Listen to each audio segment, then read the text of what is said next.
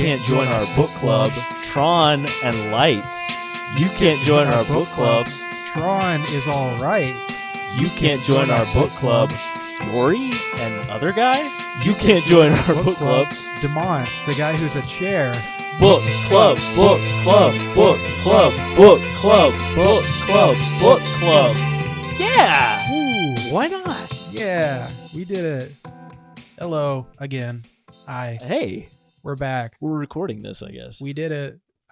Welcome back to You Can't Join Our Book Club. Yeah. The book club, the podcast, the only podcast that is also a book club that you cannot join because it's ours.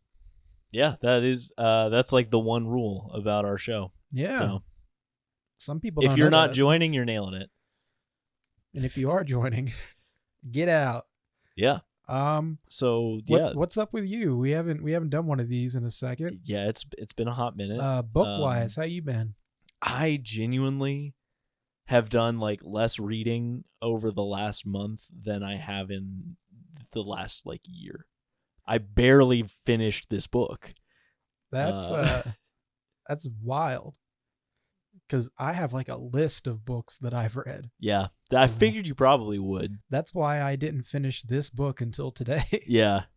I didn't finish this book until today because I just wasn't reading. But So, number one, I reread Yellowface. yeah, that's Real a good one. good book. That's a really good book. I want to read her new one, but I haven't ordered it yet.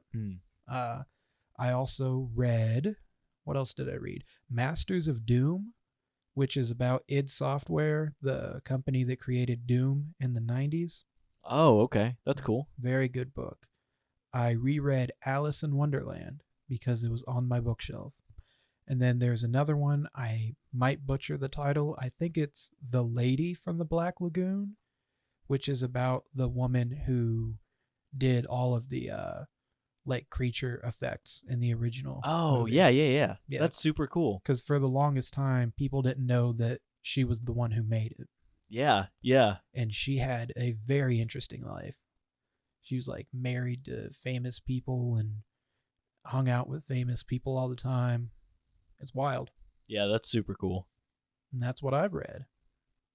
Well, Also, all right. I read Tron, What? the novel Dude, based on the book. I read Tron. Whoa. What a That's coincidence. crazy. What are we going to do about that? I guess we'll have to talk about it. Okay. What's up with Tron? I'm kidding. Actually, I have a drink. Okay, yeah, we could talk about that. Forgot how to do this show. I have concocted a cocktail, if you can call it that. This is Grid Juice, aka Mountain Dew Voltage and Malibu something rum. Yeah, it is. Yeah. Let's have a Yeah, I believe it. Yeah. That's pretty good. That's pretty good. I'm on board. It's sweet and Yeah. not strong at all. I do think it's funny that it's Malibu. Like the Voltage, even the name like fits. Everything about the Mountain Dew Voltage is like, yep, that goes with this movie. And then it's Malibu rum for some reason. It's really funny.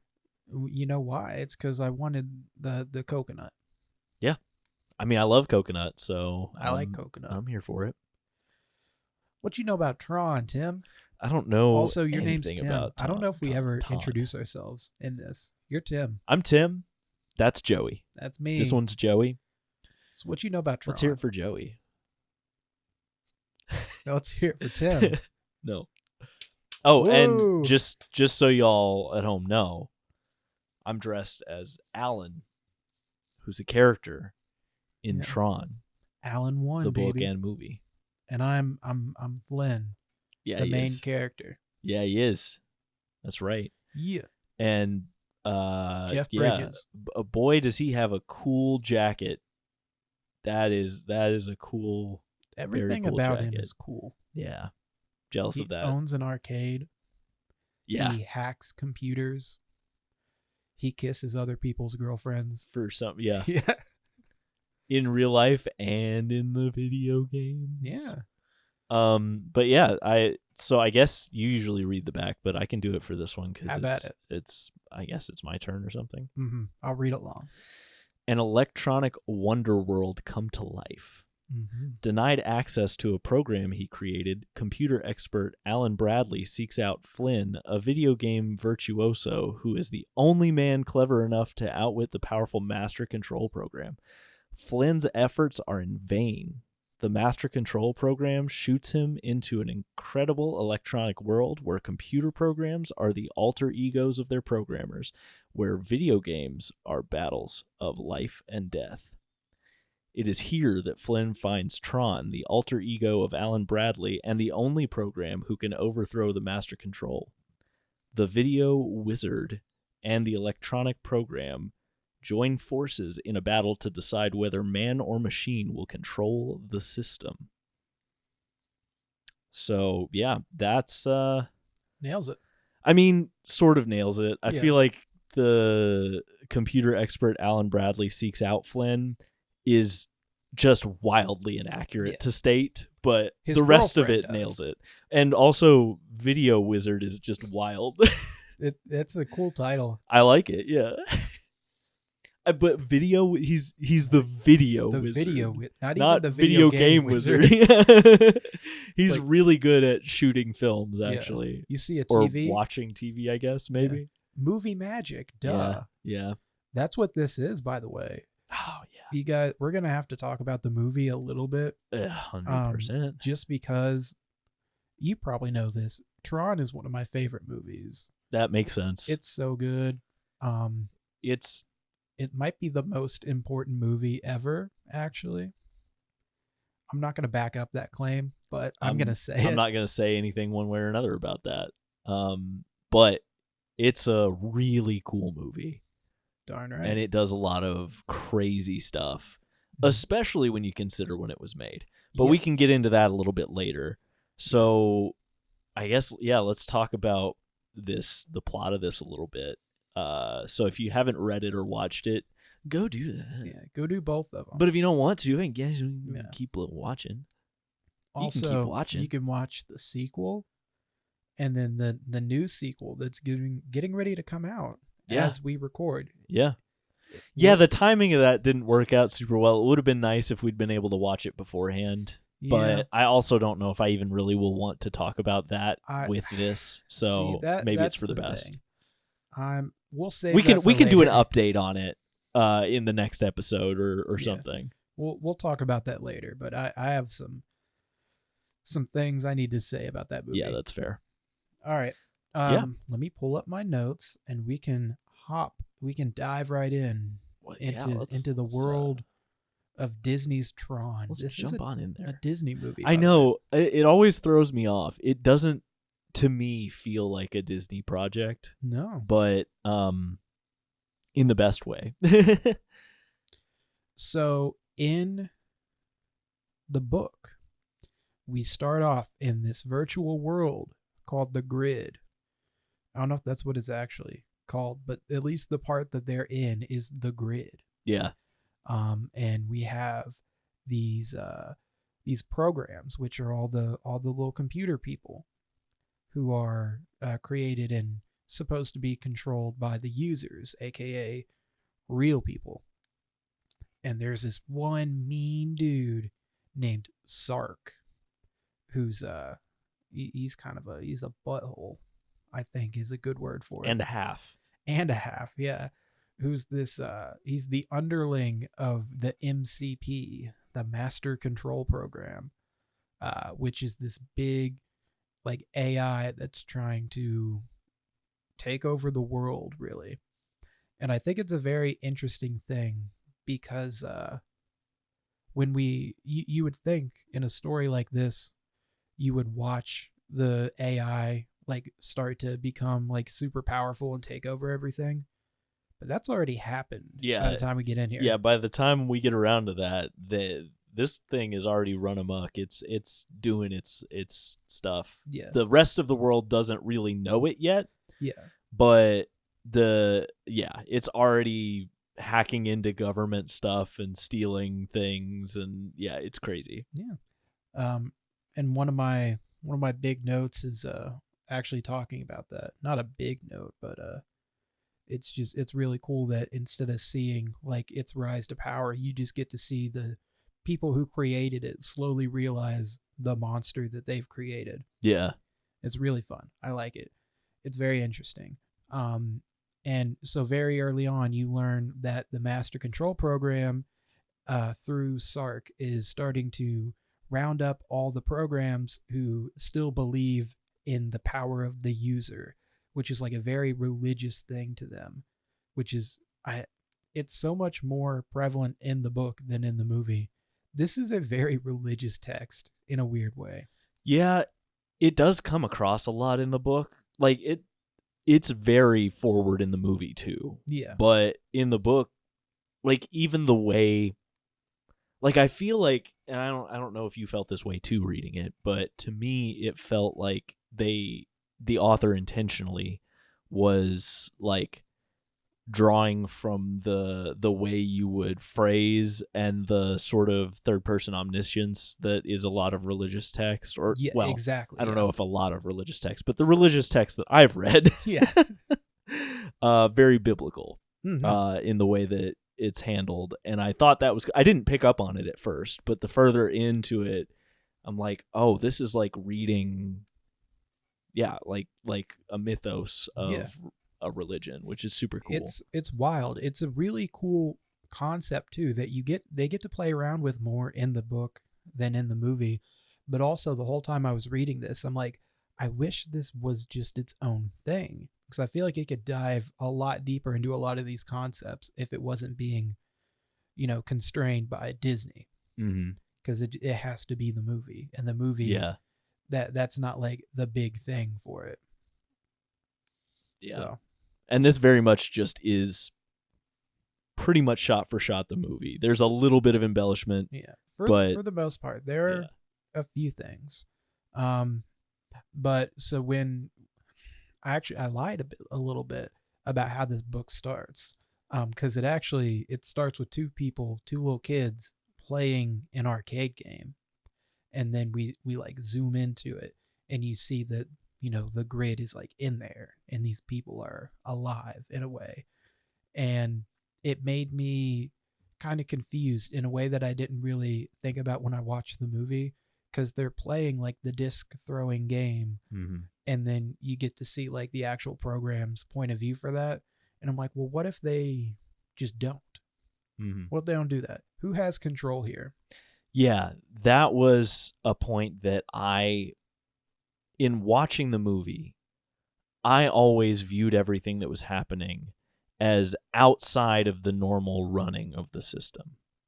That was my perspective of like what's going on. Like all of the games that they're playing, all of the events that are happening are outside of the normal workings of the system.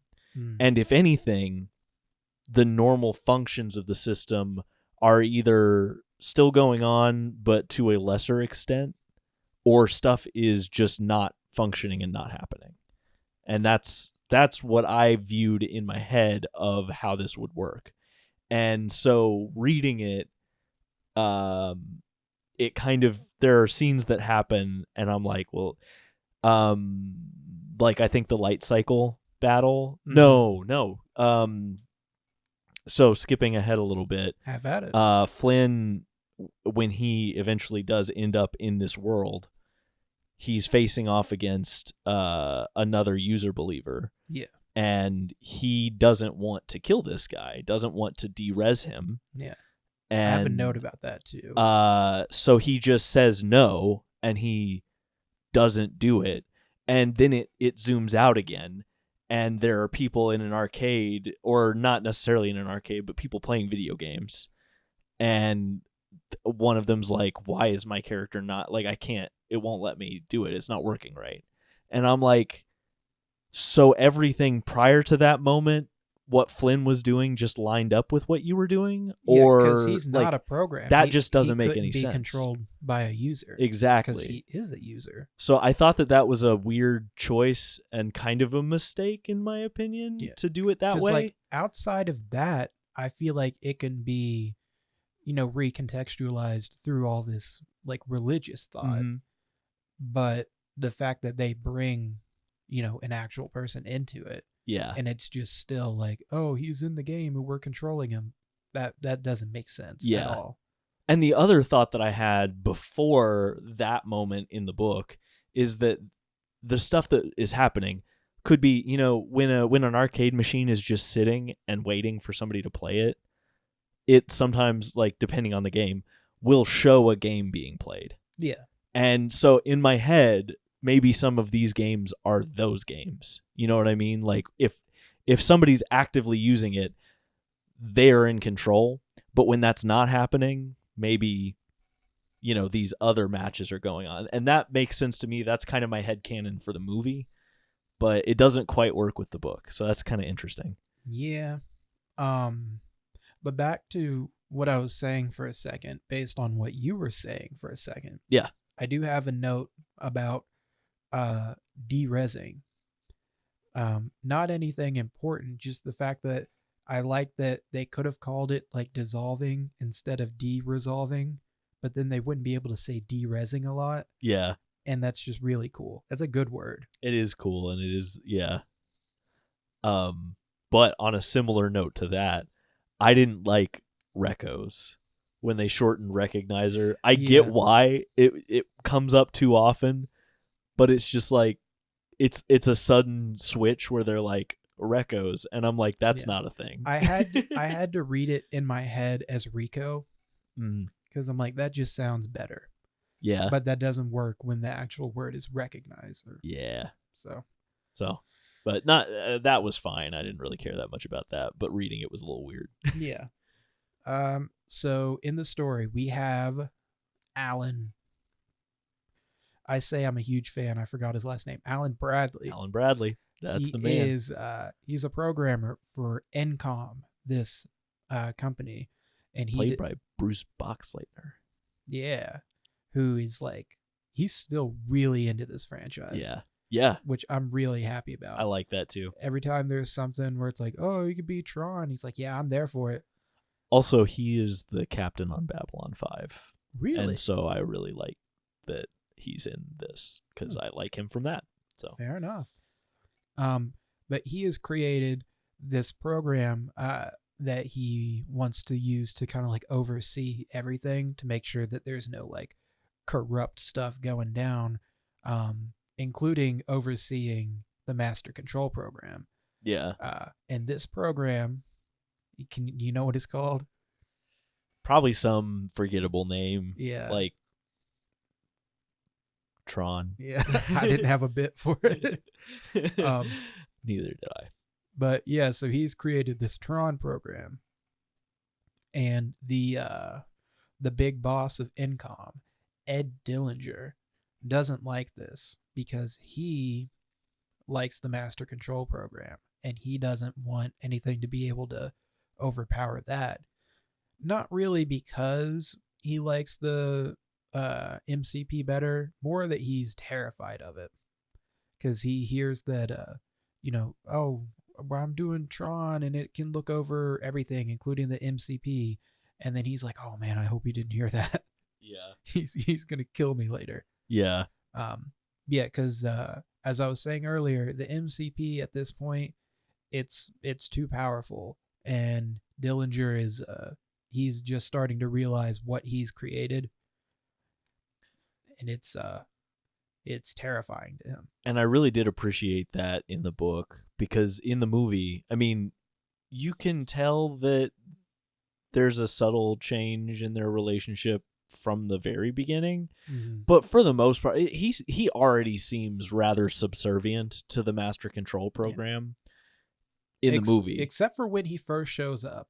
Yeah, when he first shows up, there's some dialogue that I really like. He sits down on his desk, he turns it on, he's like, "Yo, what's up, Master C?" Yeah. And I'm like, this guy doesn't talk like that. Yeah, that was really funny. But in the book, it makes a point of like you get some of his inner thoughts as this is going on, and it like really dives into him noticing things that are like, oh, he like the master control program used to like not respond this way and whatever. Like Yeah. it has changed our Yeah, relationship. he's like he's proud of it, yeah. but then also he's starting to realize what this means for him and just for like computers in general. Yeah. But yeah, no, I agree with you though that the dialogue and like especially like the inner dialogue and seeing into his mind, it makes it a lot more interesting. And back in the grid, we are following this one program. He's like a banking program named RAM, and he's captured by the MCP and its gang, and he's put into these video games, which are death games. He's an actuarial program. Is that not a bank thing? Not really. No. Well, I guess not. It's not directly related to banks. It's related to finances. Yeah, that I was just thinking about money. I was just the reason it stuck out to me is because Crom, that other guy that we meet early on, he is a banking program. That's who I'm thinking about. Yeah. My bad.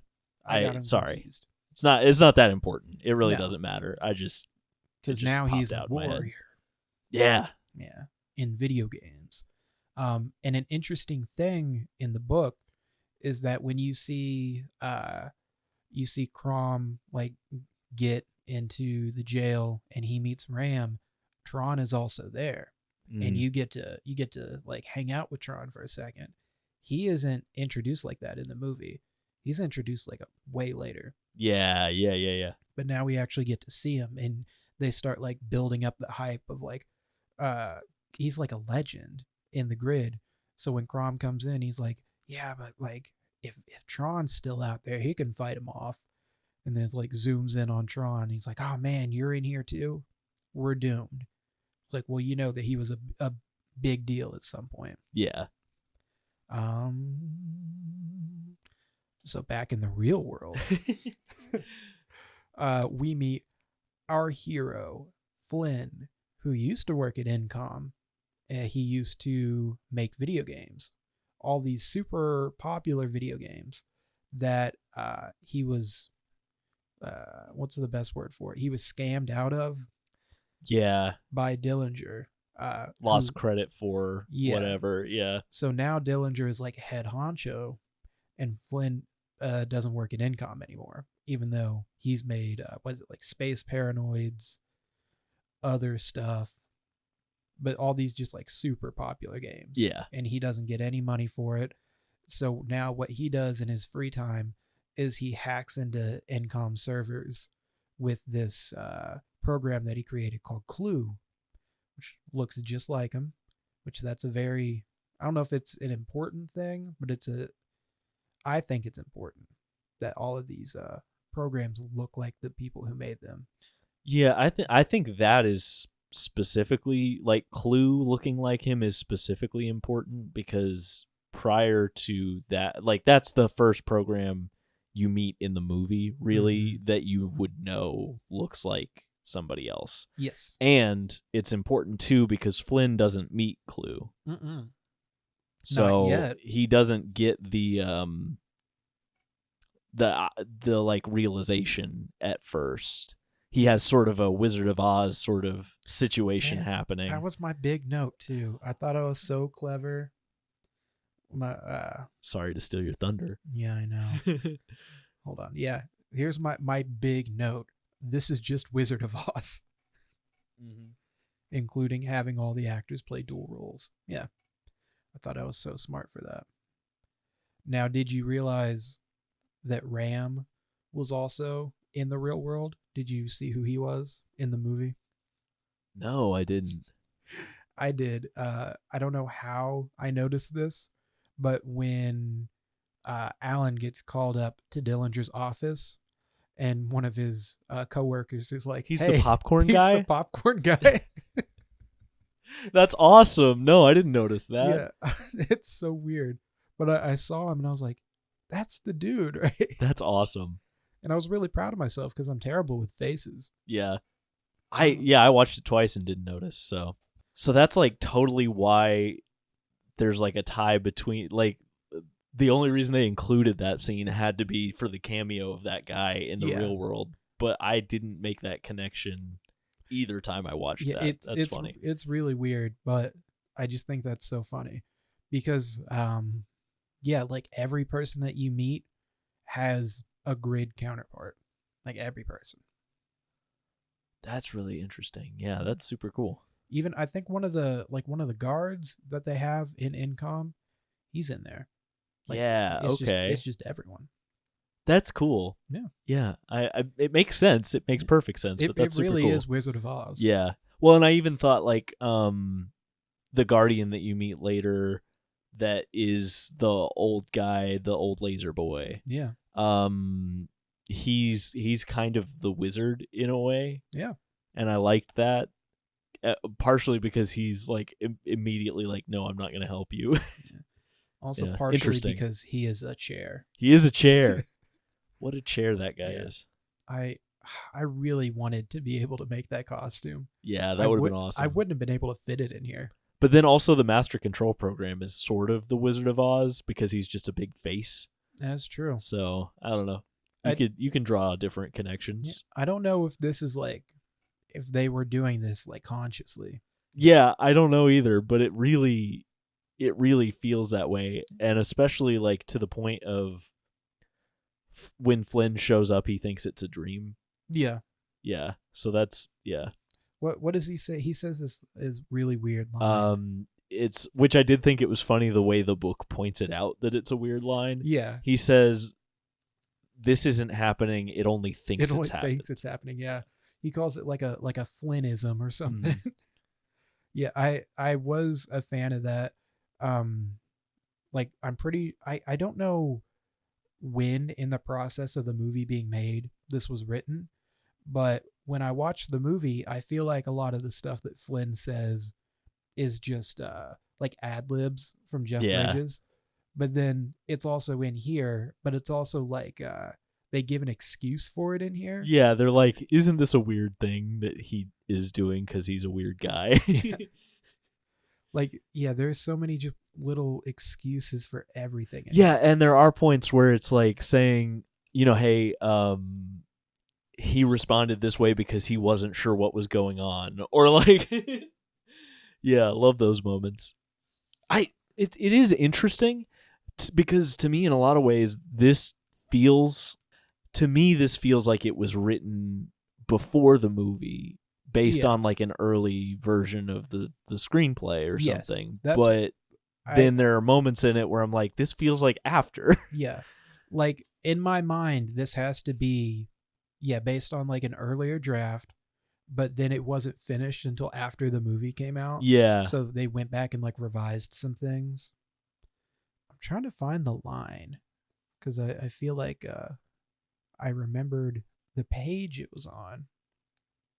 But maybe I'm wrong. So that was going to be a waste of time. Alan gets locked out of the Tron, or his program gets locked out, like level 7 access. You can't do it, or whatever. He goes and talks to Dillinger, and he's like, "Oh, it's just some safety thing. I know it's not you doing it because you're a square." Yeah. And so he goes with his girlfriend to see Flynn, who now runs an arcade called Flynn. Or Flynn's. Yeah, it's Flynn's. I had to check my shirt. But they go there, and he's like, "Oh, you're mad at Incom? Well, I'm also mad at Incom because, blah, blah, blah. They stole all my stuff. So let's go and hack in. I'll make us some fake clearance, and we'll get in there." So they go. You see this giant door, which that's another thing. I think I might be onto something with the order of how this was written, because the way they describe the door, it's like they had to have been watching the movie, where it's like, this door is gigantic. It's such a giant door to open. Yeah. I love that door. Probably my favorite door in any movie. I also love that door, and it makes me have beef with Tron Legacy, but we can talk about that later. All right. Yeah, we are gonna have to talk about that later because I have some maybe disappointing news. I'm scared. I'll just say All it right. now. I didn't watch that. Oh, well, that's fine. Yeah. I don't care. Yeah, so they go in, they what's his face? Flynn. He goes typing on the computer trying to find his stuff, and the MCP is like, "Ah, I can't let you do that." And he's like, "Oh, well, I'm gonna do it, so suck it." And then he gets lasered into the video game. And he doesn't seem that stressed out that this computer program is talking to him. No, he's like really chill about. He's the like, whole yeah, thing. that would happen. And I'm like, no, dude, I think you should be a little concerned that this program is clearly sentient. Yeah. He's so like normal about it in a way where you would think he maybe had a part in creating it. Yeah. But I don't Yeah, think 100%. he did. Even though it was like a chess program or something at first. Yeah, I think that's what they said. So maybe he did that. See, if this wasn't a Disney thing and they were able to like expand on this, I feel like that'd be interesting. Yeah, that would be super interesting. I'd love to know, because it does mention more than once in there that I think the master control program itself says more than once that I wasn't created by any one user. Yeah. And so it would be kind of cool to know, like, even if it's not Flynn, like, who all was involved in that. Yeah. But he's worth like a million of their man hours. Yeah. That's what he says. Man years. Man years, my bad. Man years. Even more. Yeah. Yeah, so he gets lasered into the video game, which we didn't talk about this, but they show the laser early on where they like laser a fruit away and then laser it back. They call that foreshadowing. Oh. Yeah. I thought it was foreshortening. Yeah, my bad. But yeah, he's in the grid now, and he's got this really cool outfit. It's like a leotard plus a helmet, and he's wearing a toga because he's in a coliseum. Bet you didn't think about that. You know, I really didn't. Yeah. So, good on you. Yeah, I take notice of things. But yeah, he gets abducted by the MCP. Well, not the program itself, but all of its dudes, and he gets put into the jail where he meets Ram, and Tron is there in the book, but not in the movie. Tron is there in the movie. No. Totally. No. Totally. Nope. Just watched it 2 days ago. Because the first time he sees him is when he's down there. He's there. He's looking away from him. So straight up. He just doesn't say anything. Straight up. He's looking at, like, Ram is talking to Tron, and then Flynn shows up. Ram talks to Flynn, but Flynn and Tron don't speak. Weird. Very weird, actually. That's why I rewatched the movie, because there were scenes in the book that I was like, that didn't happen like that. That's interesting. And then I watched the movie and I was like, oh, it did happen like that. I'm stupid. So, got me, I guess, and got you. I guess so. I've only seen this movie a million times. Yeah. Oh man, I have so many notes that I skipped over. Wow. Throw them at me. Okay, so I'll catch them. Number one, I like how when we're first introduced to Dillinger and he's like in the helicopter going over the city, the way that they describe it in the books, it sounds very like techno future stuff, as if it was the grid, which is kind of how it's shot in the movie. You know, where they have like all the red lights on the helicopter. Yeah, the helicopter looks so cool. It's so cool. But yeah, so the quote is, "A gridded landscape, alight with electricity, reached its rectangles and spires into the sky aglow." That's pretty cool. Note number 2. In the book, it is implied that Flynn told his ex already about how he got screwed over by Incom. That is not in the movie. So it feels like they have a deeper relationship in the book. Yeah, definitely. Yeah. Note number 3. Now that is a big door. It's a very big door. I think he even says that. Yeah. He says that's a big door. And when we say big, if you haven't seen the movie, the door, it is both like tall and wide It's and so wide. deep. Like it Deep is the thing that really Yeah. makes it seem massive. it's so deep that it doesn't make sense to me, because I feel like if you keep pulling it out like on the hinge for a while, and it's like, is it curved? It's a then? half circle. Yeah. Yeah. So Or well, I guess it's a quarter circle. like, yeah. so is the inside of it, is it curved deep? Yeah. Because if so, what does Why? that doorway look like? Yeah. It's really weird. So when Flynn is transported to the grid, it seems to completely change his body.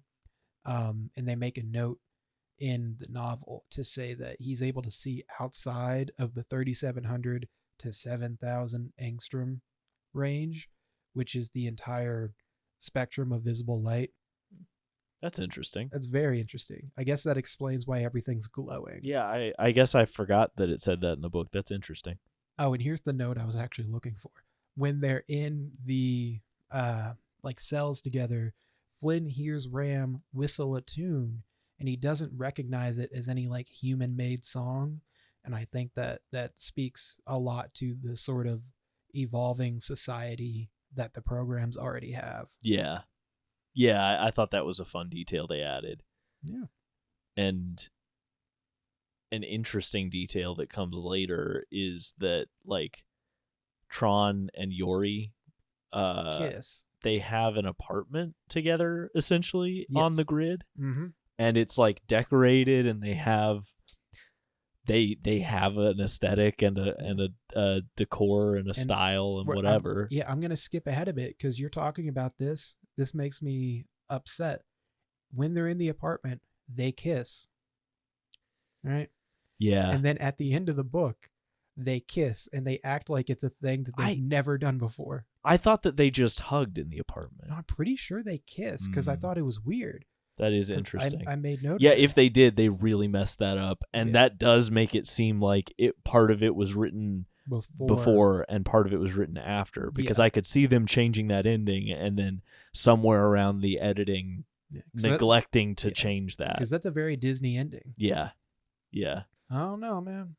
But so I guess at this point, like Flynn's in the game. Flynn's in the games. He's facing off against the first thing he does after he's trained on how to use the game stuff. Yeah, suboptimal training. Yeah.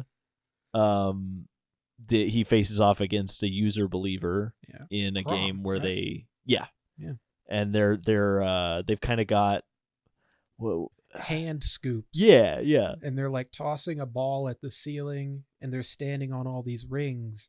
And so you toss the ball up and it bounces off, and then the other person has to catch it. And if they don't catch it and it hits the ground beneath you, one of the rings disappears. Yeah. Until it gets so small that you die by falling. And he wins, but doesn't de-res Crom because Crom is still hanging on. Yeah. He just can't climb back up. And then Sark is watching this happen, and he's like, end it. Yeah. And Flynn's like, no. Is it down? Is it down that kills? Yeah. And up is he's cool. He's not dead yet. Yeah. And in the middle, it's like, oh. You decide. Yeah. I don't care. I'm out of here. Yeah. That's what I do every time I leave. I'm like, I'm out of here, man. But so Sark eventually just gets rid of the rest of the platform that he's hanging on to. So he falls and gets de-resed. And then they get put into another game, Light Cycles, which, if you know anything about Tron, this might be the one thing that you know. All their motorcycles with the colorful trails behind that destroy everything they touch. So fun. So cool. And he is playing on the same team as Ram and Tron, and they break out because one of the enemy light cycles hits a wall, and it creates like a big hole in the wall. And I guess they're just programmed to never think about escaping that way. But the second that Flynn does it, they're like, oh yeah, why didn't I ever do this before? Yeah. And I did appreciate that in the book because that makes sense to me. Yeah. They're programs, they think within a set of parameters. Flynn thinks outside of that set of parameters because he's not a program. Yeah. I I think that that's perfectly what this book should be, what this movie should be, and it's not really present as much in the movie. So that's something that I thought they did a good job with, especially in that scene. It's very smart. I like that. And they also they point out why the hole in the wall stays, which I kind of liked. It was a little bit of just, oh, we feel like we need to explain this, but it talks about how like the whole system, like the master control program is taking so much power for what it's doing that all this other stuff isn't really working right. Yeah. And I kind of liked that. I kind of liked that explanation. No, I agree. So now they're on the run. They're going out into the wildlands. Yeah. Whatever it's called. And they escape all the tanks. And do they have some recognizers after them at that point? Maybe. No, not yet. There is a recognizer who tries to stop them from escaping, though. Yes. Yeah. Which I don't think we've explained what the recognizer is. Imagine a U, but it's upside down, and it tries to kill you. Yeah. I really like them. They're super cool. Yeah, it's like my favorite Tron thing. Yeah. And they're from the game Space Paranoids that Flynn made. And in that game, you drive a tank and you shoot at the recognizers. Mm-hmm. And then when you get into the grid, you see that, oh, there are tanks and there are recognizers. So they've like co-opted these things for their own uses. Yep. Which is cool. Mm-hmm. Oh, and also I don't think we really talked about it, but Clue, he's trying to... He uses Clue, the program. Flynn uses Clue, the program that he made, to try and steal his files back, which we did mention. But Clue got captured, and Sark de-reses him when he refuses to tell him who he's working for. Yeah, which I also think that's very interesting. You get to see, and I don't know if this clashes with the rest of the book or not, but when he's captured, he just talks like a program. He's a bit robotic, but as they're going to kill him, you really get to see like Flynn's attitude come out of him. Yeah. He's all like, "Come on, man. I'm not going to tell you anything." Yeah. I did like that. I like it too. I don't know if it works with the rest of the book, but I like it. I feel like it kind of does and it kind of doesn't. Like, I mean, Alan is so buttoned up with the way he is that Tron being more program-like is just him being like Alan. Yeah. So it works for that. And then a lot of the other characters you don't see enough of to really determine.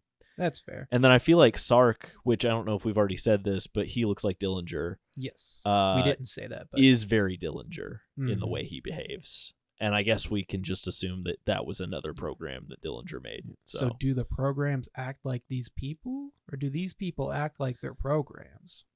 And I also, I guess in my headcanon, I thought that it was sort of a situation like,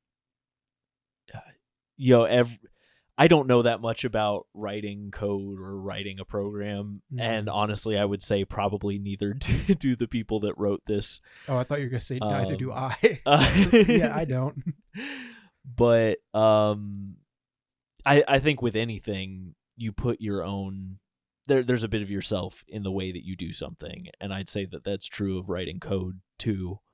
And so an argument could be made there for that being like a bit of the person that made it, their personality is existent in the program, which I think that's fair. Is kind of cool. Because Clue is a rogue program. 100%. So I guess him being a bit like dickish makes sense. Yeah. All right. I've come around on it. I like it now. Yeah, so they're on the run and they stop by this little waterfall, drinking some grid juice. That's right, they do. And that's another point where you really get to see how being in the grid affects Flynn's body. Because he, in the book at least, it's described like, oh, I can feel like all my tiredness is just gone now. Yeah. Like my bar is filled back up. My battery is charged. And it's like, that's not how a human body works, but that's how his body works now. Yeah. That was a cool distinction that they make. Yeah. Even though in the movie, he's just kind of like, "Oh, this is good." Yeah, they're like drinking out of frisbees, and Yeah. we haven't even talked about the discs. Yeah. They have the programs have identity discs, which are these little frisbee things that can also be weapons.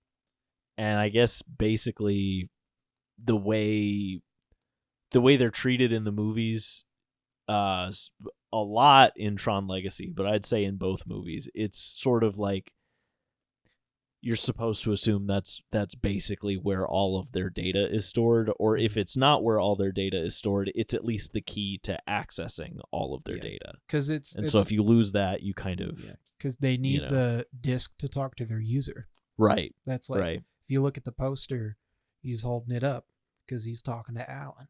Yeah. If that is Tron like, in the poster. Hey, Alan. Alan. That's Jurassic Park 3 for those of you who don't know. You ever see that one? Nope. You know what I'm talking about? Yep. Yeah.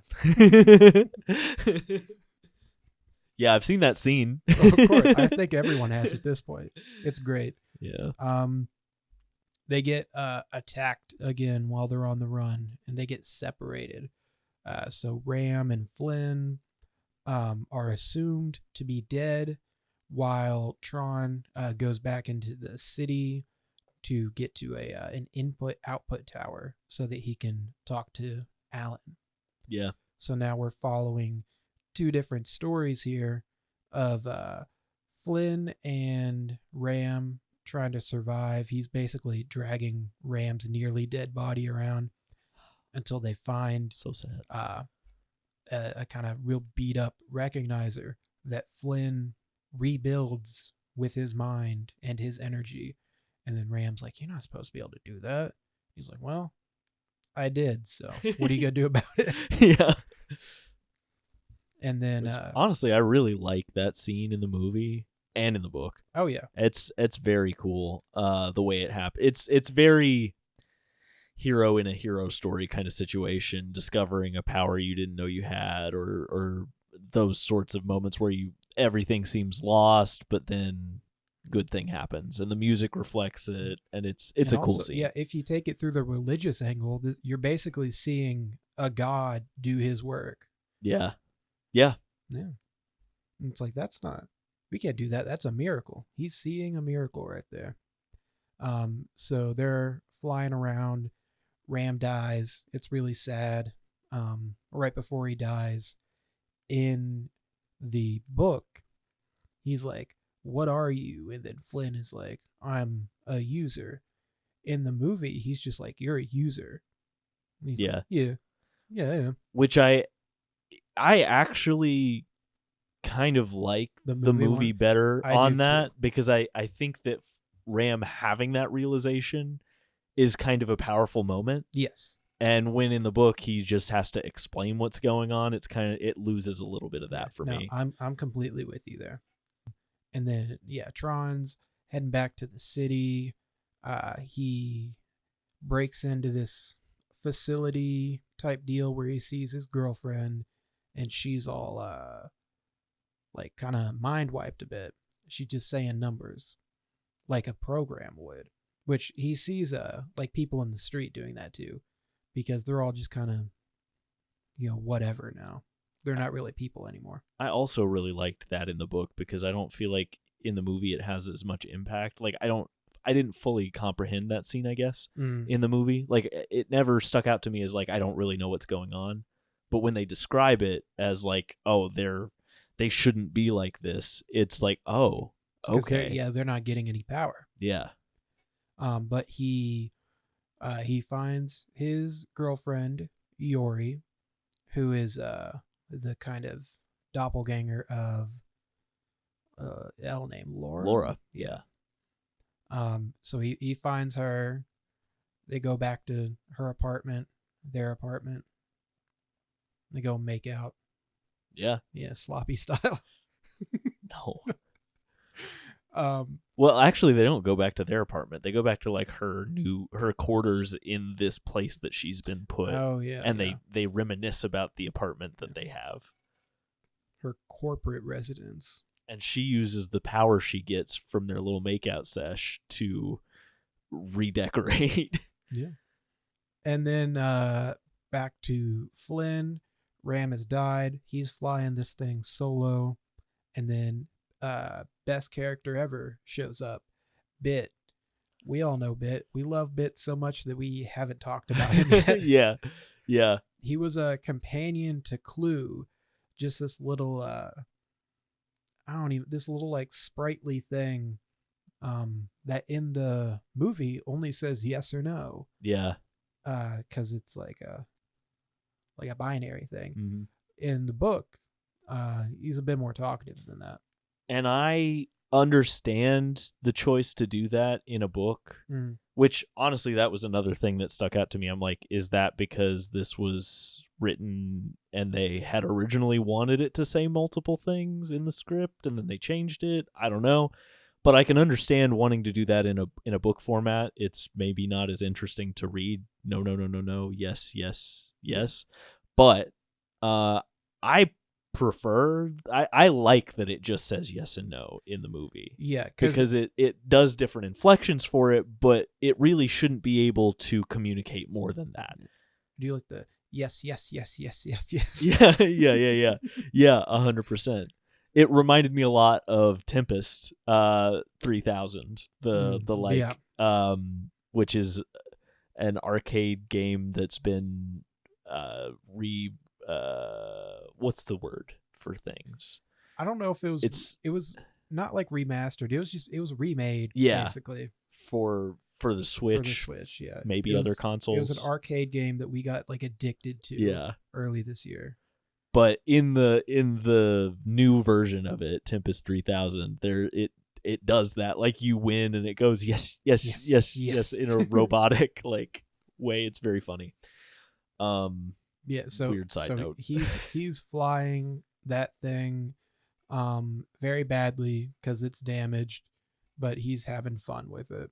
Yeah. And now, what are Tron and Yori doing?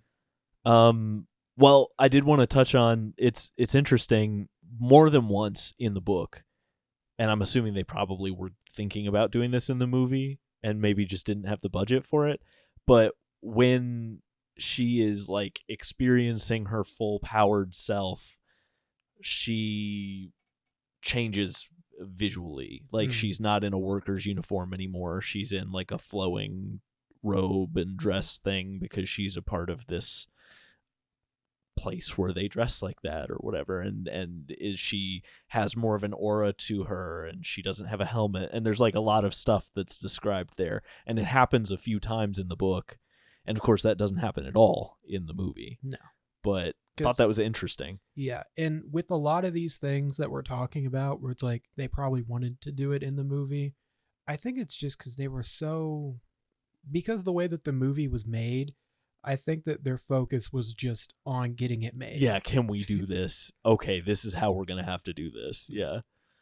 But yeah, I think at this point they're sneaking away to try to get to an IO tower at this point. I mean, it's I think they're avoiding recognizers and such. And they start climbing up, and they meet the best character, everyone's favorite character.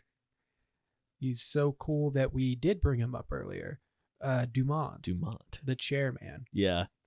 Who is the grid doppelganger of the, I think, founder of Incom. Mm-hmm. Who we see at the beginning. He's talking to Dillinger, and he's like, well, I don't like the master control program. You know, I miss when I was doing all this in my garage. And Dillinger's like, well, we can make that happen again, buddy. Yeah.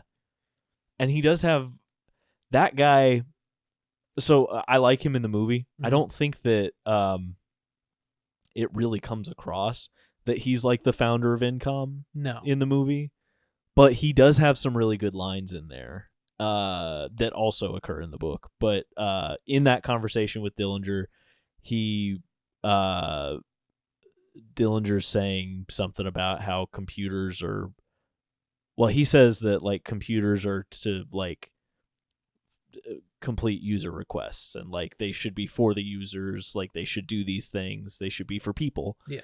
And Dillinger's like they should be for business. Yeah. And I like that interaction and the different viewpoints, and Yes. it makes sense for their counterparts on the grid. Mm-hmm.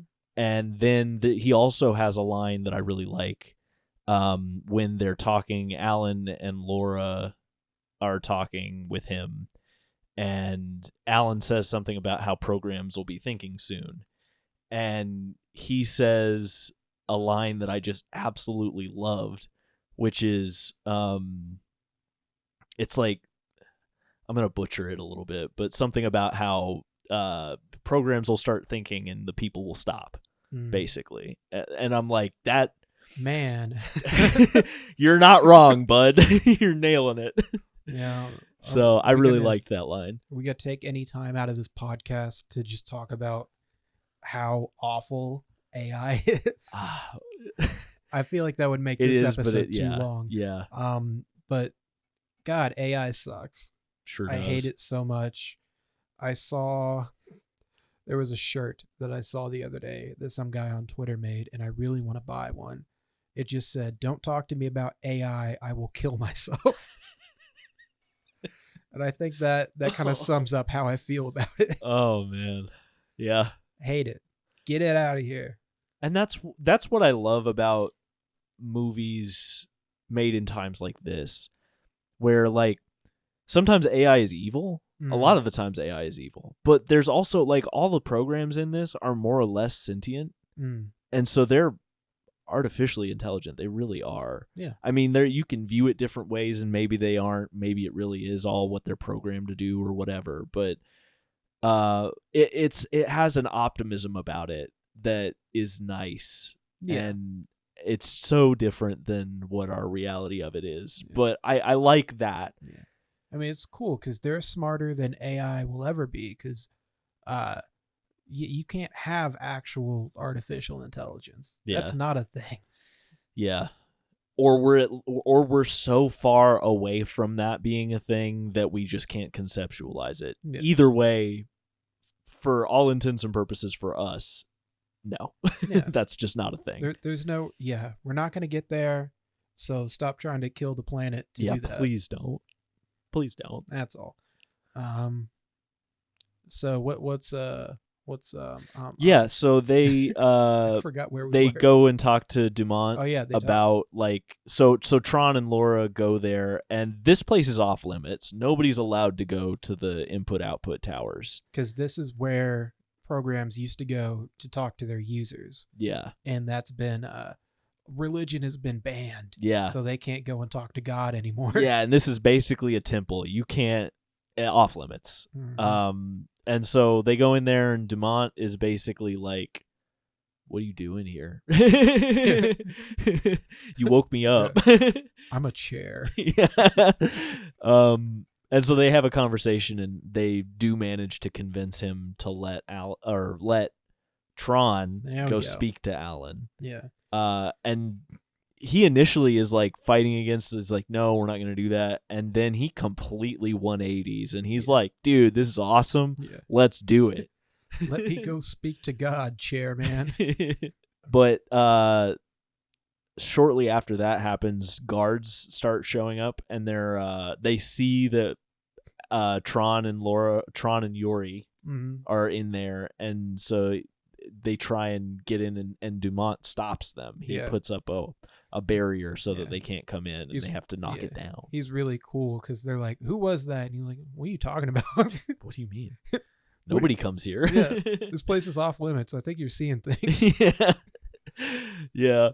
And so, what's his face? Flynn. Duh.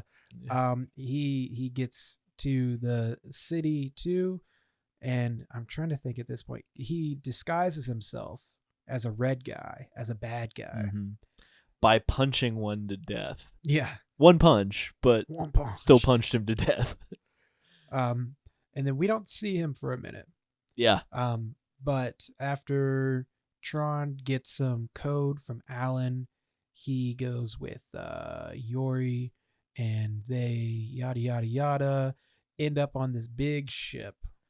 Yeah, and my brain is incapable of like retaining the visual information of how they get on that ship and then also how Flynn gets on that ship. Well, how Flynn gets Well, like I know that he gets pulled up by Tron.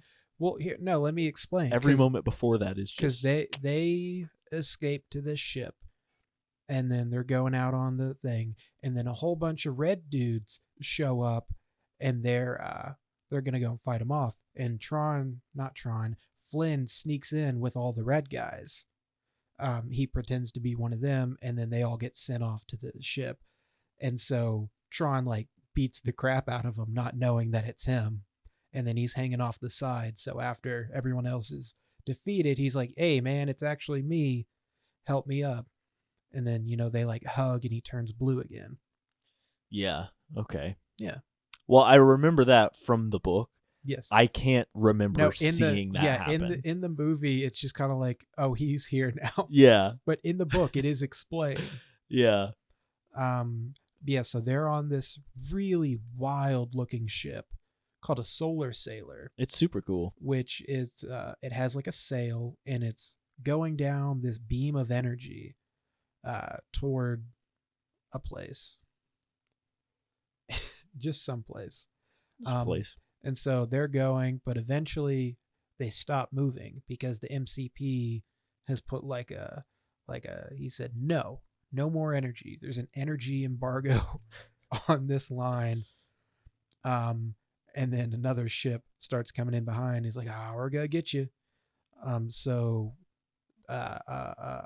Flynn does a super cool godlike thing where he sticks his hand into the energy that's like at the front of the ship. And then he T-poses and he like makes a new line of energy that transfers them to a third line of energy so that they can escape. And Tron and Yori are like, "What? How do you do that?" And he's like, "Oh, I'm God, by the way, if you weren't aware." And then he kind of dies, but he doesn't derez. And they're like, "Well, why didn't he derez?" Because he's a god, basically. And they get to the third act. Yeah. Yeah, they travel to the third act. They're going to see the MCP because Tron has codes that would help destroy it or whatever. So there's Sark meets them there, and they fight, and Tron just blows his brains out. Yeah, man. I always looks so cool. Yeah, I forget every time I watch this. You see Sark's brains just spill out. Like, he gets domed. It's crazy. Yeah. Visually awesome. Yeah. Like the way his head splits looks great, but then also the color that's happening in his eyes is nuts, and the stuff spilling out is like all rainbowy, just tech stuff, and it looks so cool. And I do like the fight between Tron and Sark. It's probably the most intense fight. And all they're doing is throwing frisbees at each other. But it's real cool. And he's trying to take his disc to hit the MCP, but it keeps putting a shield up. So Flynn's like, time to be God again, and he jumps down into the MCP, which I don't think we've described what it looks like yet. It's a giant red face that spins around really fast. A big tube face. If you've ever seen Power Rangers, just imagine Zordon if he was red and gigantic. We did skip one thing, that the Solar Sailor got trashed by Sark's ship. Sark's got this big flying vessel of destruction. Yeah. And he captures Flynn and Yori, and they think Tron's dead, but he's not. And then Sark sees Flynn, and he mistakes him for Clue, or possibly just thinks that he is Flynn but was dead. Mm-hmm. I mean, he's like, "You're supposed to be dead." He's yeah. like, "Yeah, well, you're out of luck on that front, man." I thought that was super interesting because I always thought that he knew that like what Flynn looked like well enough, and so that was what it was in the movie. But then in the book, it's like, well, he never really saw Flynn up close, which is true. Yeah, he knew that he was there, but he's like but he did see Clue up close, he's like and I an liked evil, that. Yeah, he's like some evil dictator man. He never gets his hands dirty, Yeah, except for when he goes down and just beats the crap out of people. Yeah. Every once in a while, whenever he feels like, he's like, I gotta get in there. But I really liked that idea because it does kind of make sense that he would mistake him for Clue. That was interesting, and Exactly. not something I noticed in the movie. Can I also say, there's a scene at the very beginning. I'm going to show you a picture real quick. I'll put it on here at some point. But when Clue crashes his ship thingy and he does this just wild scream, I just really like it. He's not. He doesn't care at all. Yeah. I'm gonna. That is good, and it does. It's funny. It feels like that must have been shot well before the rest of the stuff happens. Like that had to be one of the first scenes that they shot for Inside the Grid, because the way he acts it is quite different. He's acting very robotic. Yeah. And I think that is probably part of the reason why I'm confused a little bit about that. Because, when they kill him, he's very snarky. Yeah. But, I think that's like reshoots or something. Yeah, I think it had to have been. Interesting. So Flynn jumps down into the... I'm sorry. Also brought Yori back to life, basically. Yes. She was about to de-res. Yeah, because everybody on the ship was going to de-res. But then Flynn was like, well, if I'm God, I can just hug you and give you life. And then she... Too bad you didn't figure that out when Ram died. Yeah. Didn't feel like giving Ram a hug. Now I'm just imagining that scene, but it's playing that Evanescence song over it. Yep. That's fun. Classic. So Flynn jumps into the giant face, turns it blue, which means he's good now. Opens up the shield, and Tron throws his little thing in there. It all blows up, and then Flynn goes back to the real world after everyone kisses each other. That's an important thing. Yeah. Visually super cool, the kaleidoscopy thing that they do when he both comes into the grid and out of the grid. I think looks awesome. That has to be like the hardest effect, probably. Honestly. Because that's like all 3D and it's moving around so much. Yeah. Now he's back in the real world. He gets a printout that's like all the files that he wanted to prove that he made the games. Not sure how he gets that. Maybe it was part of the Tron disc program that Alan wrote. Yeah, that has to be a Tron thing, because that's one of the things that Alan was there for. Yeah, that does make sense. So, Dillinger gets fired, and then there's like a denouement or whatever, where it's like, oh, here's what they're all up to now. Yeah. And Flynn is like the boss of Incom. Also, I gotta say, they show him arriving on a helicopter. Just the wildest entrance from that helicopter. Mm-hmm. Like, it's going like almost, it's like, and then it lands. Yeah. Just the wildest angle. Yeah. And he was in it. Like, Jeff Bridges was in that thing. Mm-hmm. That's crazy. It was a good shot. I like it. Yeah. But I don't know if that guy should be piloting a helicopter. You can do stuff like that in a helicopter. You can, but he was very close to that building. That's fair. The backwash from it, that's like sending their hair everywhere. I'm like, it's got to be crazy being up there. Yeah. But it is funny how quickly the whole thing wraps up. Oh yeah. Like after Tron throws the disc into the MCP, there's like 5 minutes left of the movie. Yeah. I like that about older movies. It's even better like in the 30s. Yeah. You watch a movie in the 30s, it just ends. Yeah. That's fair. That's the end. That's the end. So I guess we have our questions. Do we think this is a good book? I'm going to say I believe so. I'm going to bring up my idea from before. I do think this would work better. Like the concepts could be more fleshed out if this wasn't attached to a Disney IP. Yeah. But unfortunately, that's not going to happen. Yeah, But there's maybe, not a lot of... Yeah. It feels like it doesn't have time to really get into itself, and Yeah. it doesn't. Because this could be like Dune dense if there was some real effort put into it, and I would love it.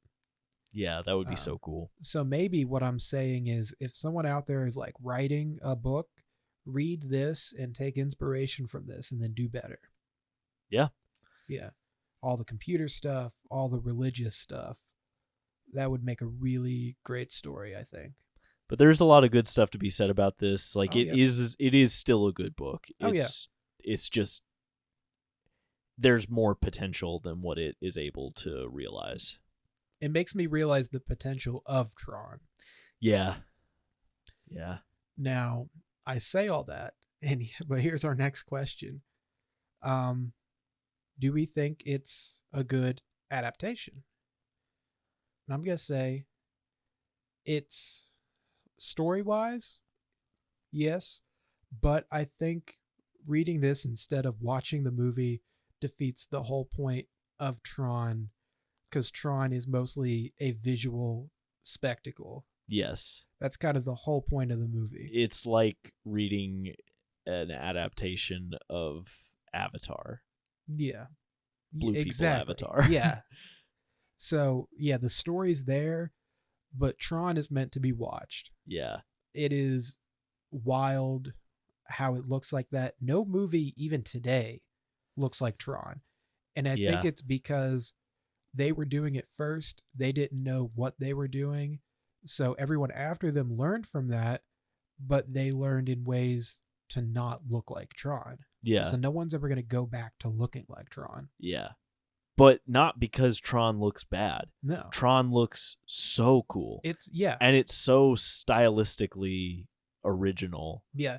Like when I watch it, it's like this is what being in a computer would look like. Yeah. Like I don't think anything else has come close to that feeling for me. Yeah.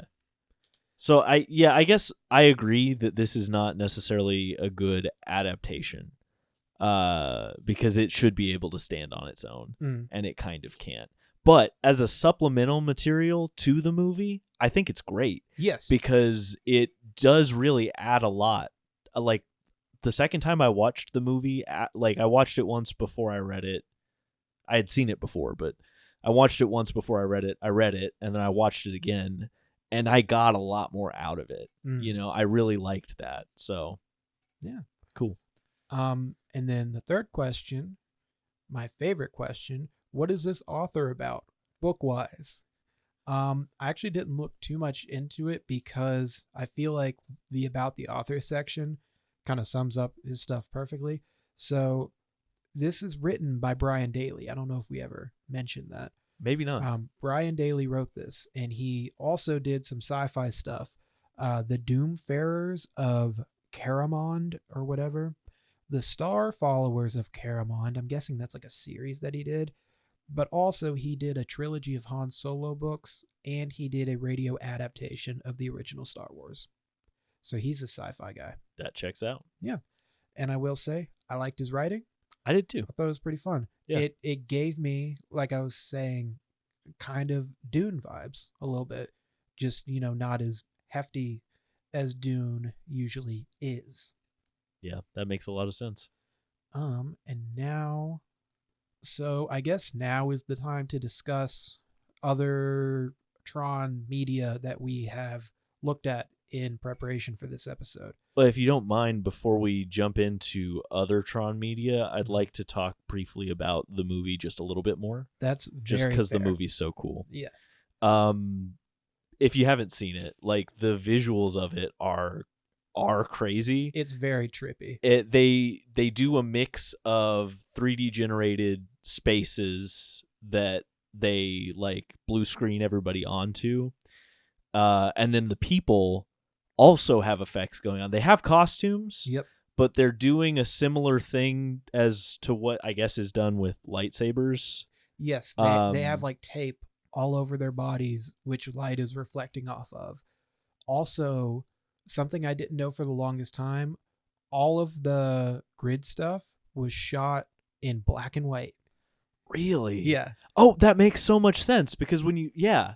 and then they just did some sort of color overlay Mhm. for it. Oh my gosh. Yeah. Yeah, because when you look at them, it very much you can see that. Yeah. Now that you say that, I can see it. Yeah. It's so cool. That is cool.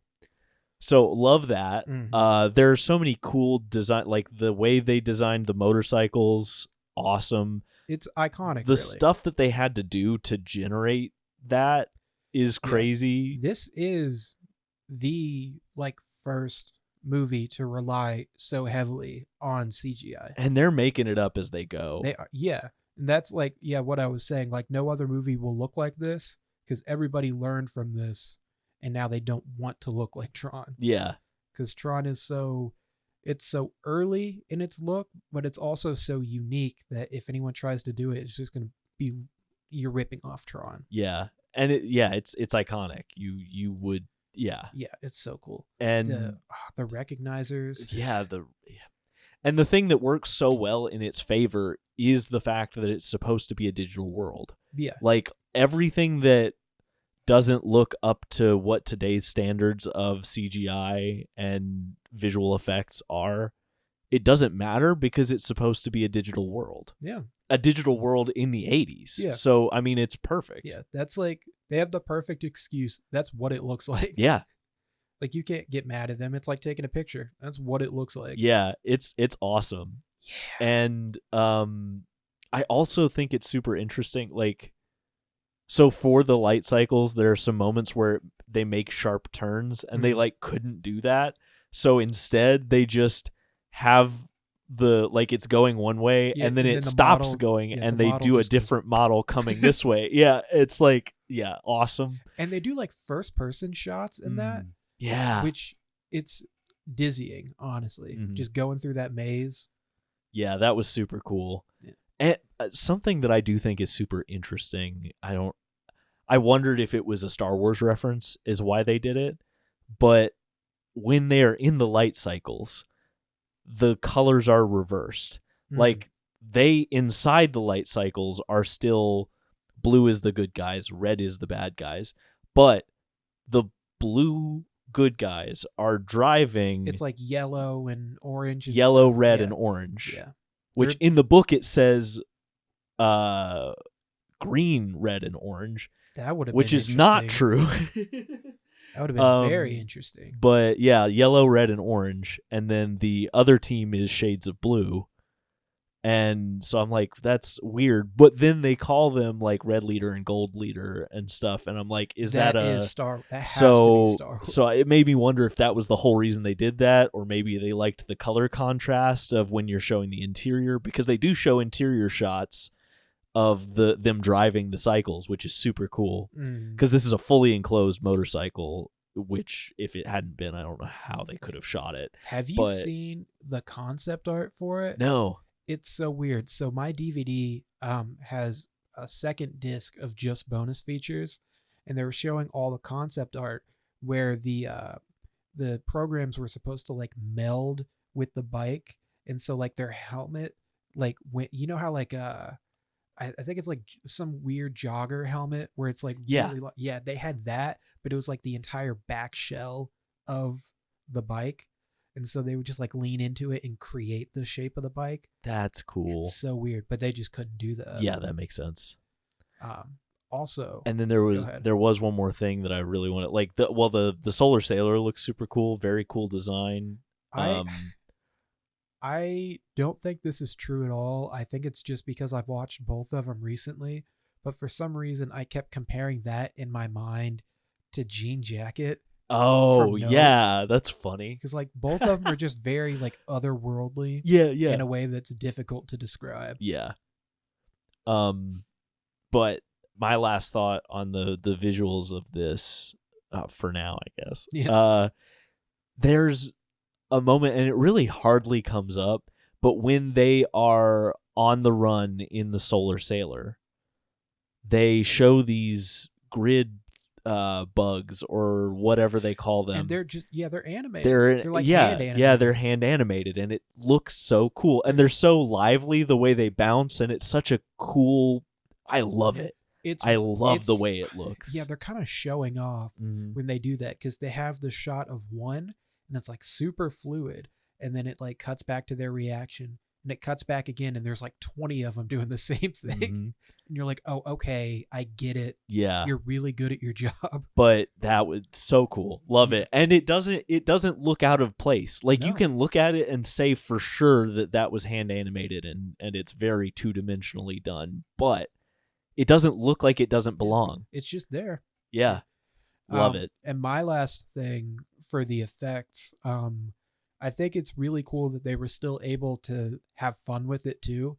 Because like when Flynn resurrects the recognizer, it's like a super like epic, like, oh, it's rising and it's all built together, and then the end of it just falls off. Yeah. And it's like, oh, they were Yeah. having some fun with it, huh? Yeah. What a great moment. Movie. It's so good. So for me, I unfortunately, because I've been kind of busy, didn't delve too much into the further universe of Tron this time around. I read some of Ghost in the Machine, which is a comic that I'd been meaning to read for a while. It's pretty all right. I played a little bit of Tron 2.0, which is like a first person shooter type game, but you're throwing an identity disc around. That's cool. You I also like that. have like a Tron gun. And I played a little bit of Tron Evolution for the DS because it's a game that I completely forgot that I owned.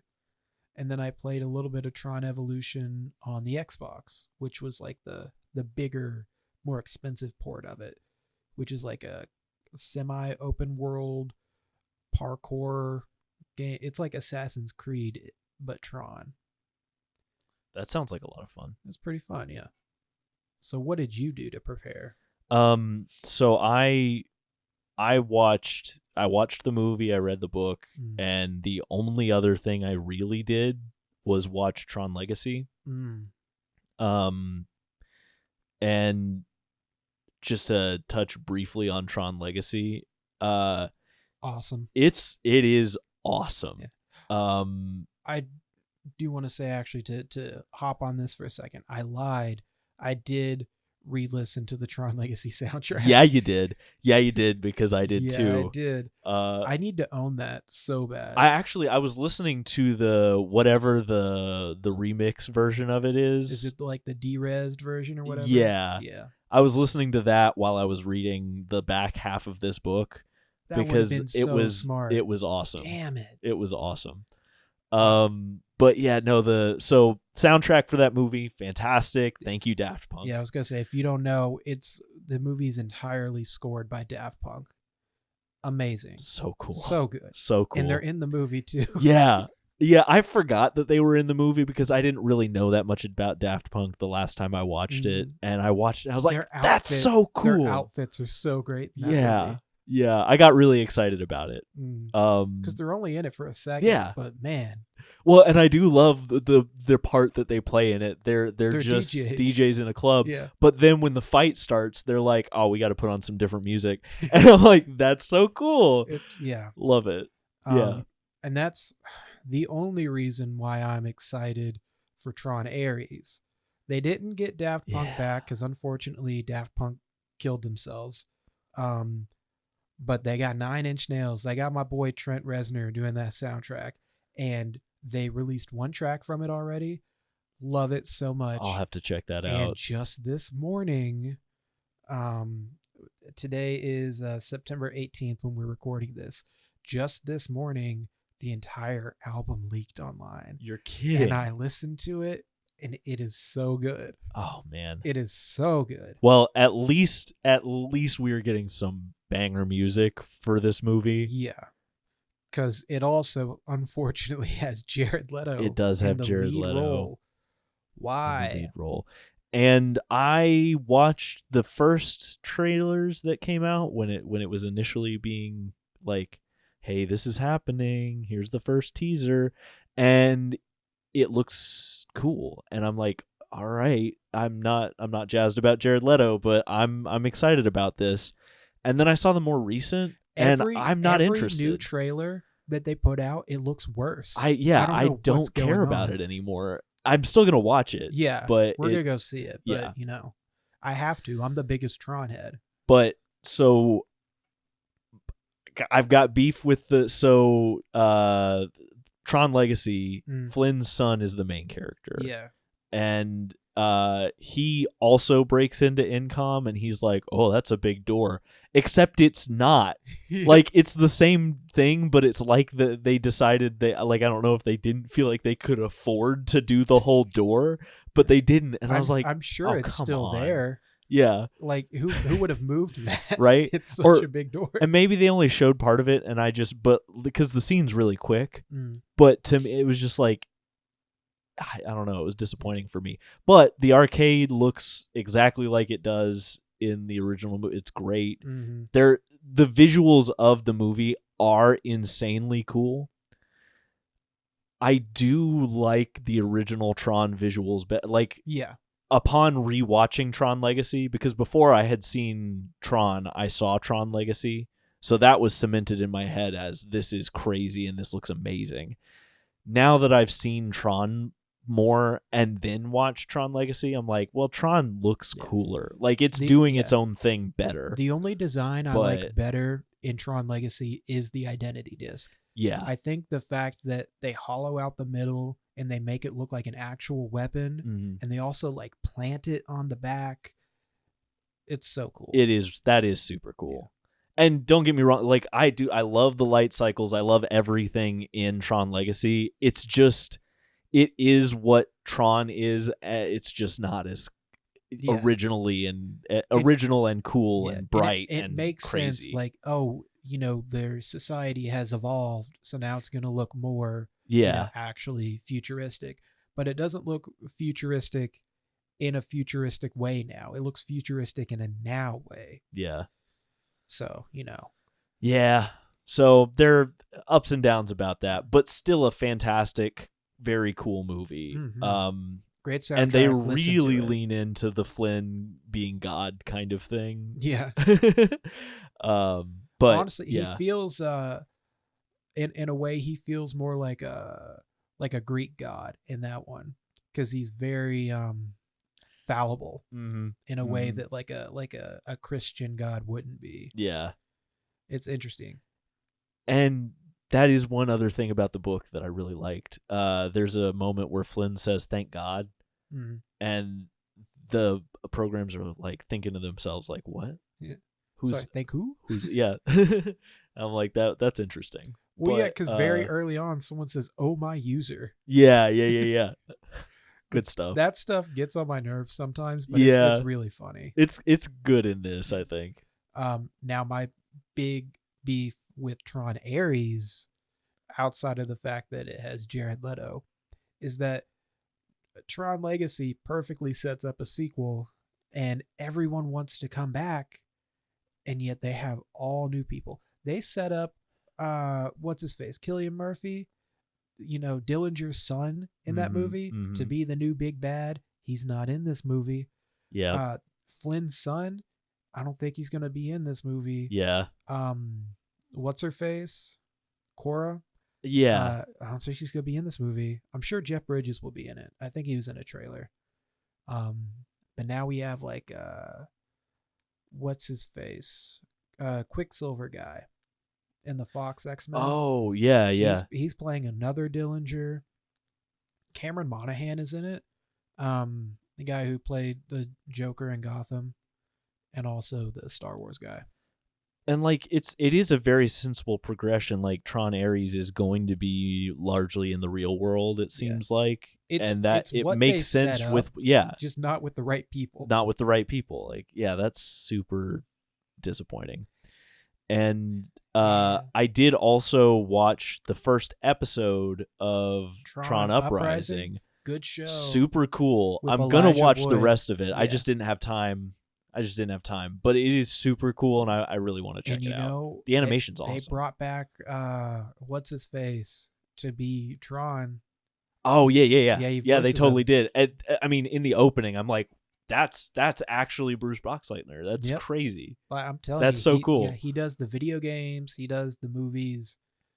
So cool. I Yeah. love that he's so in that. Hmm. I don't know if they're gonna have him in the new one. Which I was thinking about this last night. I like the visuals of Tron Uprising better than Tron Legacy, but it's the same. Like the design is all the same, but with it being in that animated It's format, all very sharp. I like it. I Mhm. think it looks awesome. It's really cool. Very cool. Even though Oh, it is a TV show for children, but that's yeah, fine. who cares? Whatever. I watch a million TV Yeah. shows for kids. I don't watch I don't Power care. Rangers. So. Yeah.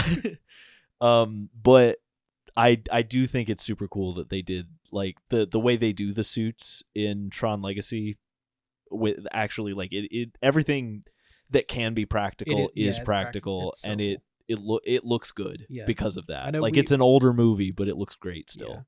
Yeah, I know we were kind of like Other than Clue's face. dissing on it, but no, that movie's awesome. It's so cool. And that's the thing, like they de-age Jeff Bridges Yeah, they for do. young Flynn and for young Clue, or for Clue because Clue shouldn't age. Yeah, it works And for Clue, I think. It does work for Clue because he's not real. Yeah. It doesn't really work for young Jeff Bridges when he's Flynn, but I was in the it's machine, man. it's really not as bad as I remembered it being. No, Like it looks bad by today's standards for sure. but it's very brief. It's not terrible, I think especially considering that nobody did that at Yeah. the time. So kind of Yeah, cool. Like you saw it and you were just like, oh, okay, they did it. Yeah. But also, I think what sets it up for failure is it's like one of the first things you see in that It movie. really, yeah. Mm-hmm. But, Yeah, that's hard. But no, having them look like that in I was gonna say in Tron world, in the grid, that works perfectly fine. Yeah, I that's think fine. That's great. Yeah. I think that's all. That's all the about stuff. that. That's all the stuff, man. Wow, we did it. Time to do the game. So I'm gonna kind of talk you and also myself through the rules of this game. Okay. So I'm gonna quiz you on computer terminology, Oh. and Okay. if you get more than, how many are there here? 10.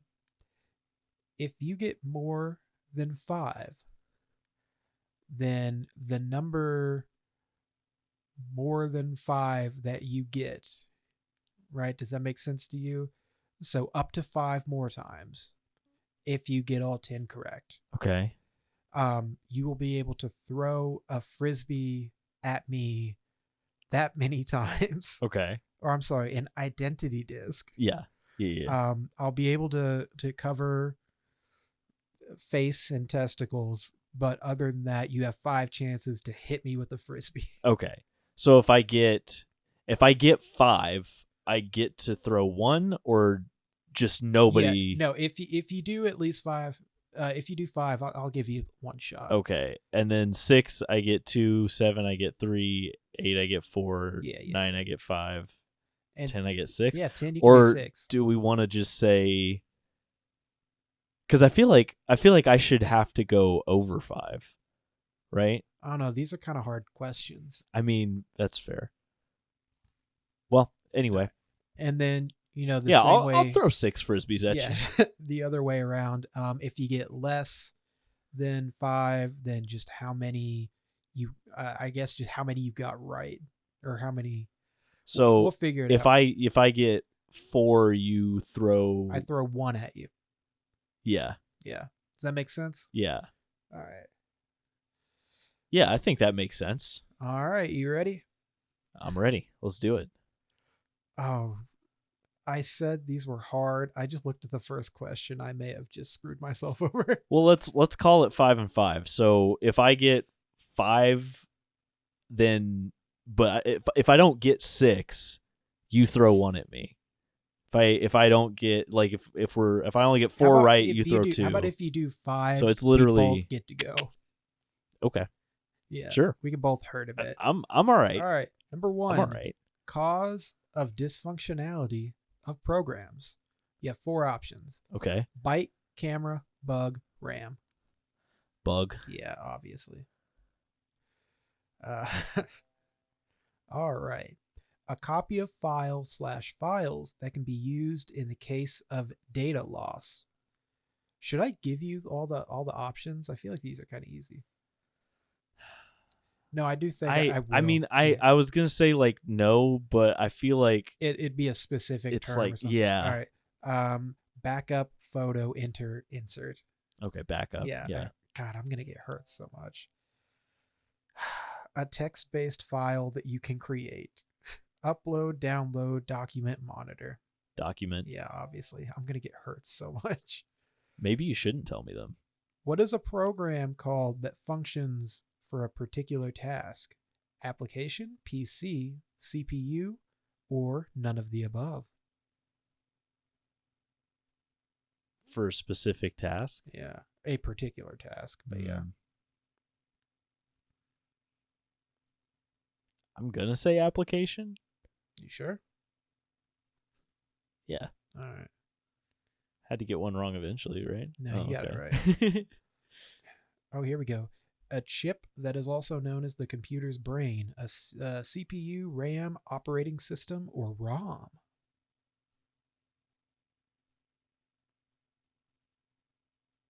CPU. Damn it.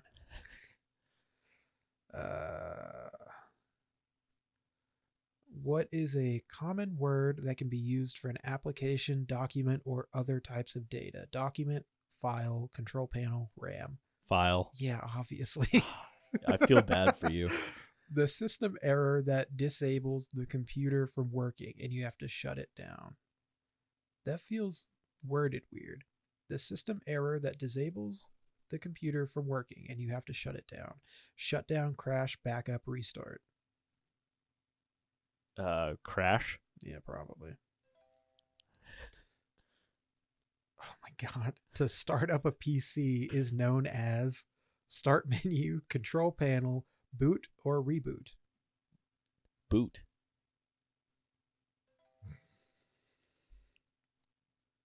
What program enables you to change settings to make your computer look or behave the way you want? Operating system, control panel, software, or MS Office? Control panel? Yeah. Man. A screen on which your computer projects data. Son of a bitch. A monitor? Yeah. You sure it's not mouse? See, I was How lazy. old is this quiz? I was lazy because I looked up one. I was gonna do my own. It was gonna be like how many gigabits or gigabytes are in a megabyte or something. But let's go fucking nail my body with frisbees. Oh, was that all of them? That's all of them. Oh man, you got all of them right. Sorry. Yay. Sorry, Joey. Well, at least we changed it, so now you're only getting hit 5 times. Yeah, could have been 6. As opposed to 6. Yeah. I'm gonna be really far away from you, so you miss a lot. Yeah. All right. Sounds like a plan. Yeah. All right. Let's do this. Okay.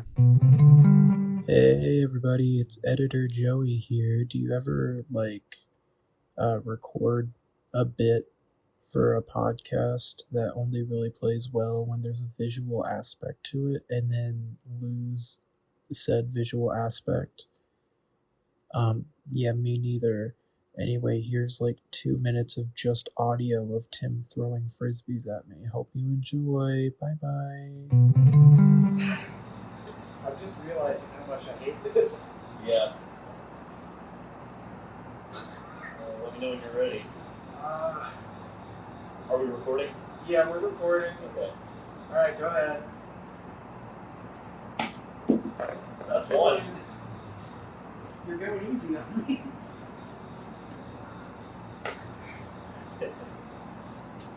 Alright.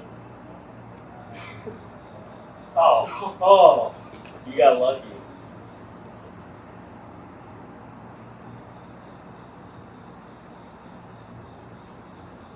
I wish we were able to be mic'd up. Yeah. Might be able to get some of the audio. It probably won't be good. I don't know, you tell us.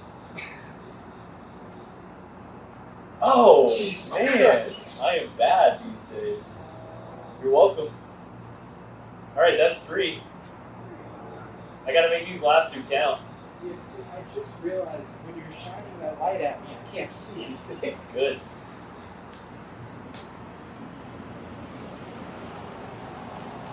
Yeah. Yeah. Alright.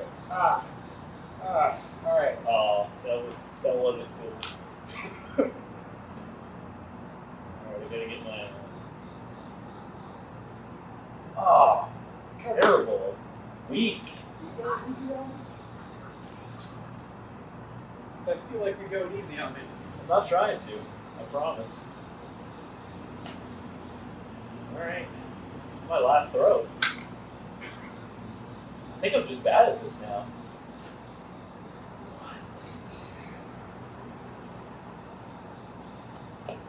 That's hurtful.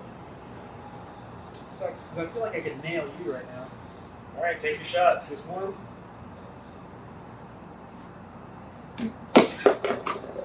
Yeah. Hey, so yeah, we definitely already filmed that. Wow, I'm in so much pain. Hey guys, next episode is gonna be Doctor Who the movie, but the book version. That was Tim's pick. I'm very excited for We're it. gonna be doing that, and until then, you can follow us on Instagram, which is Book Club No, it's just you can't join our book club. Yeah, I always forget. You can email us at bookclubnono@gmail.com if you have any comments or questions or concerns. If you have any books you want to be like, hey, read this. If you want to just cuss me out, go ahead and do that on there. Just make sure it's all typed out. Make sure it's all spelled correctly, and I'll read it and I'll respond. Yeah. You got anything else? Not really. Thanks for joining us. This was a fun read, a fun watch. Yeah. Yeah. Check us out next time. All right. See ya. Bye.